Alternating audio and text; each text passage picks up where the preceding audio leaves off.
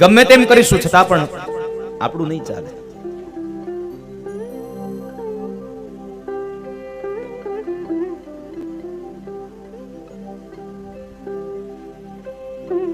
માણસને એમ થાય કે હું અહીંયાથી આ લઈ લઉં, દોડતો જાય,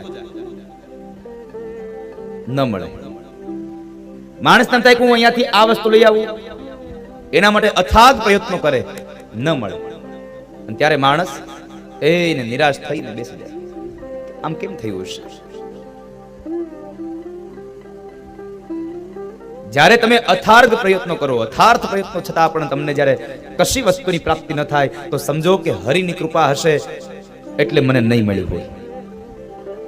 શું કામ નહીં મળ્યું હોય? તો એની પાછળનો એકમાત્ર પોઝિટિવ થિંક કરજો કે એ વસ્તુ કદાચ મને મળી હોત તો મારા જીવનમાં કદાચ એ વસ્તુ મને દુઃખ આપવાની હશે, એટલા માટે કદાચ ઈશ્વરે મને નહીં આપી હોય. આવું સમજીને માણસ સુખી થશે. પણ આપણે તો એક જ વસ્તુ થઈ છે, જે મળ્યું છે ને એમાં સુખ નથી, જે નથી મળ્યું ને એને ગોતવામાં દુઃખ અનુભવીએ છીએ.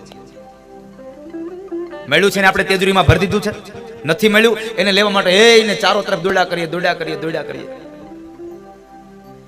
આ મહાપુરુષો એ જ કહે છે, એવો જ સંદેશો આપે છે કે સમાજના લોકોને તમને જે મળ્યું છે એમાં તમે સુખને માણો.